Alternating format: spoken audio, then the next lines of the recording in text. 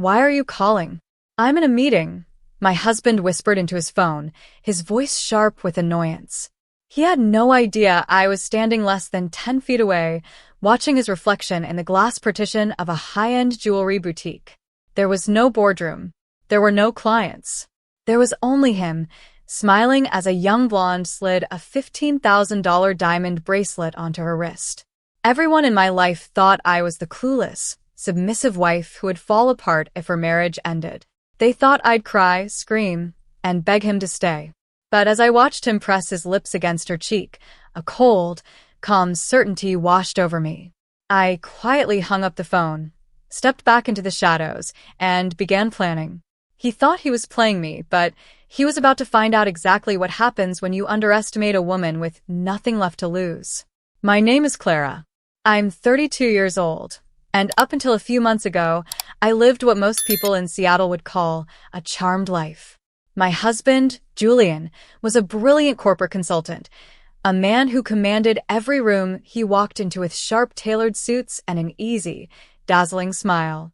We had been married for 7 years, a milestone that everyone celebrated, but beneath the polished surface, the foundations of our home were quietly turning to dust. It started with the whispers of an encroaching corporate merger. At least, that was the story Julian fed me every night. Suddenly, his dinners ran late. His weekend golf trips turned into urgent regional strategy sessions. Whenever I tried to ask about his day, he would look at me with a mixture of pity and exhaustion, sighing deeply before telling me that the pressure was simply too immense for me to understand. He began sleeping with his phone face down on the nightstand.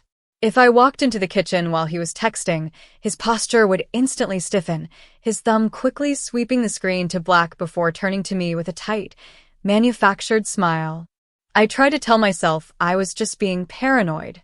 I tried to be the supportive, quiet wife he always praised in front of his colleagues. But love doesn't make you blind. It makes you notice the exact moment the warmth leaves a person's eyes. Julian was physically present in our beautiful home, but emotionally, he had already moved out. The doubt was a slow poison, so on a rainy Tuesday afternoon, I decided to do something completely out of character. I packed a warm lunch, drove down to his downtown office building, and intended to surprise him. But as I pulled up to his corporate headquarters, my eyes caught a familiar sleek black vehicle pulling out of the parking garage. It was Julian's Tesla. I watched as he bypassed the highway and headed straight toward the city's most exclusive luxury shopping district. My heart hammered against my ribs as I kept a safe distance behind him.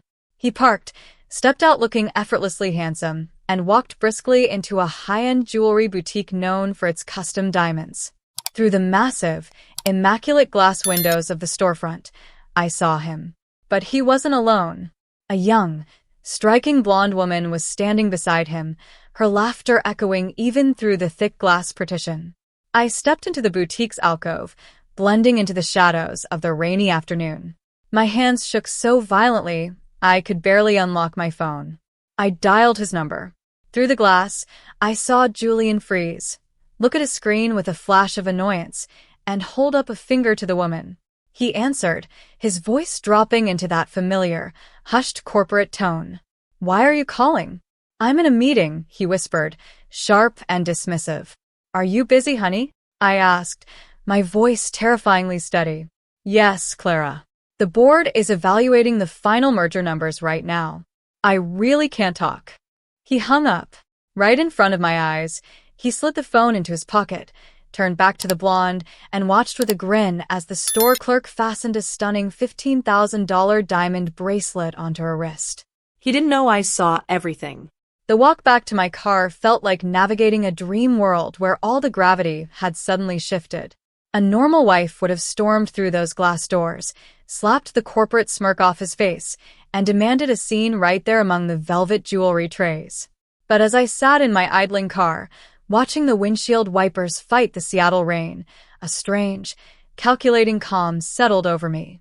Julian thought he was the master strategist in our relationship. He thought I was just the sweet, artistic girl who managed the house and never questioned the spreadsheets. I was going to let him keep thinking that. When he came home that night, smelling faintly of expensive perfume and rain. He gave me a brief, rehearsed kiss on the cheek. "Brutal day at the office, Clara," he sighed, loosening his tie. "The board is bleeding me dry." I smiled, told him I'd kept his dinner warm, and played the part of the blissful, oblivious wife to absolute perfection. But the moment he fell into a deep sleep, I went to work. I didn't check his phone. I knew he'd changed the passcode. Instead, I opened the laptop in our study and began auditing our life. I had always trusted Julian implicitly with our finances, but as I pulled up our joint banking portals and secondary account histories, the numbers began to tell a terrifying story. Julian hadn't just been buying bracelets. Over the past 8 months, he had systematically drained over $80,000 from our joint retirement fund, routing it through obscure digital wallets. He had maxed out 2 secret credit cards, leaving a paper trail of 5-star hotel stays, luxury weekend getaways, and high-end apartment rentals. He was building a completely separate life using our shared future as the foundation, fully assuming I was too mathematically detached to ever look closely at the ledger. The paper trail led me straight to a name: Chloe Vance. She was a 24-year-old freelance graphic designer who had recently been contracted by Julian's firm. Looking at her public social media, it was easy to see the narrative Julian had constructed. There were photos of her in the high-end apartment Julian was secretly paying for, showcasing the diamond bracelet I had seen him buy, captioned with glowing praises about her successful, older corporate boyfriend. But as I dug deeper into their message logs on an old logged-in iPad I found in our attic, a shocking twist emerged. Chloe wasn't a malicious gold digger actively trying to destroy a marriage. She was completely oblivious. Julian had told her that he was an estranged, lonely man trapped in a legal nightmare. He told her that his wife, Clara, was an unstable, vindictive woman who had abandoned him years ago but was refusing to sign divorce papers out of sheer malice. He was playing the tragic hero to Chloe while playing the exhausted, hard-working husband to me. I didn't get angry at her. Instead, I saw an opportunity. I sent Chloe an anonymous email from a secure account, attaching the bank statements proving that the rent for her apartment was coming directly from a joint account belonging to Julian and his very much still present wife. I requested a private meeting at a quiet cafe on the outskirts of the city. When she walked in, looking nervous and confused, I slipped into the booth across from her. I didn't raise my voice.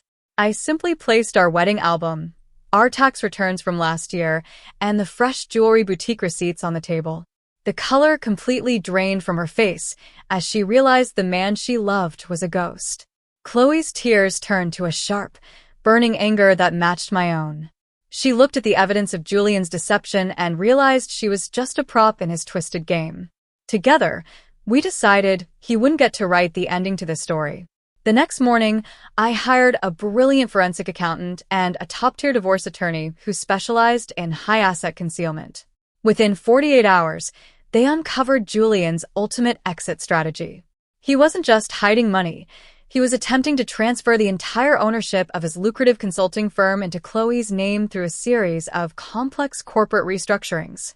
His plan was to show the divorce court a bankrupt business, leaving me with nothing, while he legally reclaimed the firm from Chloe after the dust settled. My attorney smiled when he saw the paperwork Julian had prepared. "He's handed us the perfect weapon," he murmured. Instead of stopping the transfer, we let him proceed. With Chloe acting as our inside operative, she willingly signed the corporate documents Julian gave her. But my attorney quietly inserted a hidden legal clause into the final operating agreement, a stipulation stating that if any fraudulent asset shifting or marital dissipation was discovered, the entire entity's control and all associated revenue would instantly revert to me, completely bypassing both Julian and Chloe.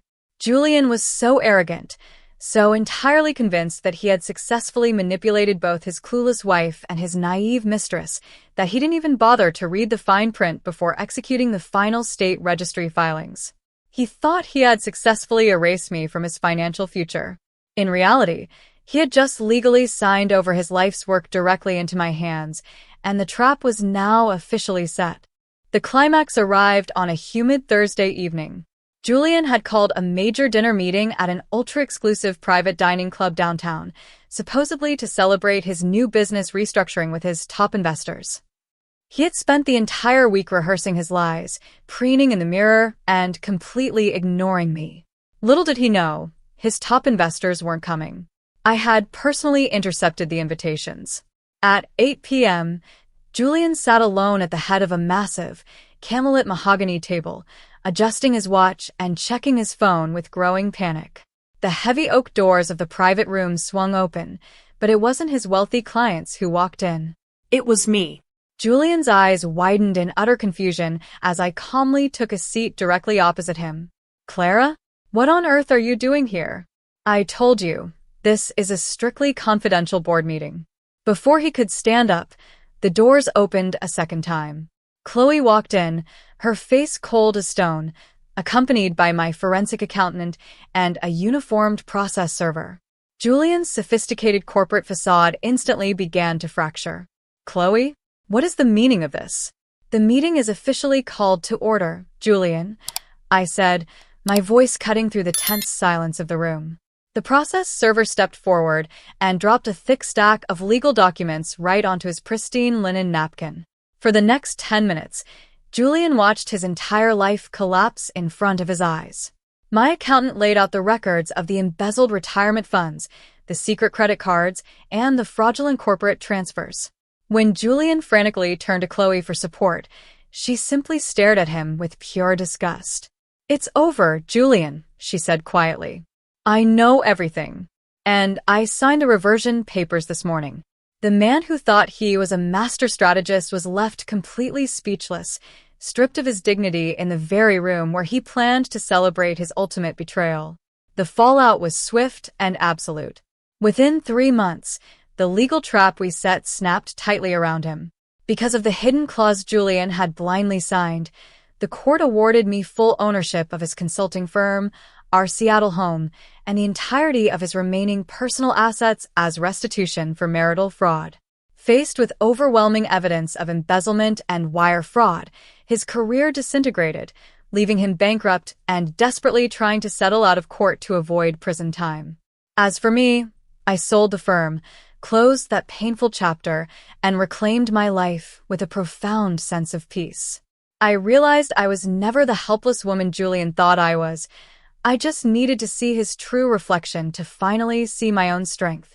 What would you have done if you saw that cheating reflection in the boutique glass? Would you have caused a scene, or played the long game like I did? Comment below with your thoughts and the city or country you are watching from. I absolutely love seeing how far our community reaches. And if you want more gripping stories of sweet justice, click on one of the 2 videos popping up on your screen right now. Thank you for watching until the very end.